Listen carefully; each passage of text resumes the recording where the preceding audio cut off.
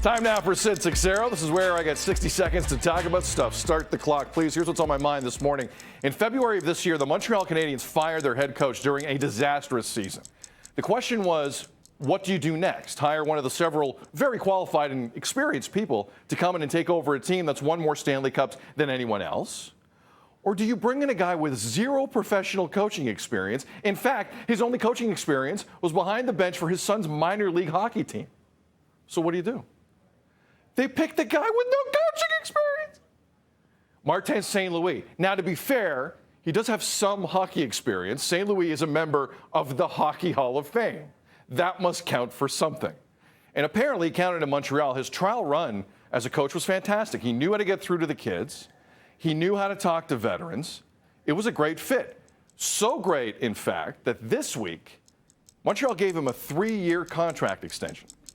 Sometimes experience is a little overrated, as we found out in Ontario last night. Julian McKenzie of The Athletic, Yahoo Sports, SDPN. He's in Montreal. He's a source on this. Julian, it's great to see you. I can't believe how quickly this story has turned with Martin St. Louis and the Habs. Did it surprise you in any way, the extension this week for 3 years? No way.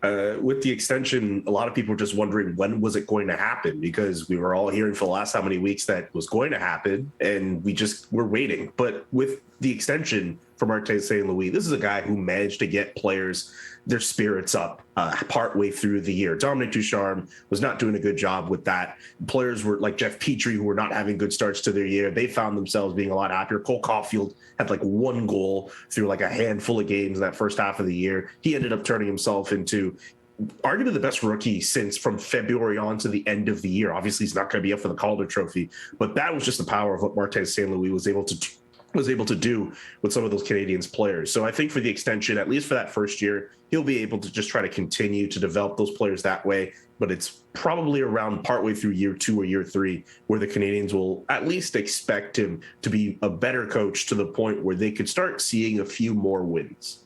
We got less than a minute. I mean, his story as a player, for people who don't remember Martin St. Louis like that, Calgary waived him. Small guy. You're never going to make it in this league. Blah, blah, blah. Hockey Hall of Famer. Olympic gold medalist at the top of his profession. Do you see a similar type of story developing here, Julian, with this new role for Martin St. Louis?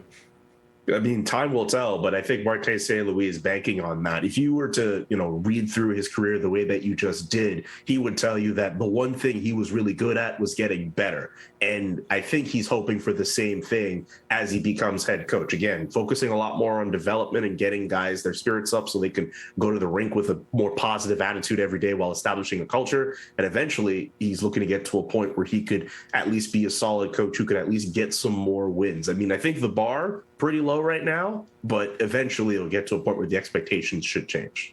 Montreal Canadiens, a rough year, but they got a head coach everyone's excited about. They got the first overall pick next week. The draft is in Montreal. That's going to be a fun week. Julian McKenzie in Montreal. Let's do this again, man. Appreciate you. Great stuff. Thank you. Sounds like a plan, man. Thanks. Follow Julian on Twitter. He is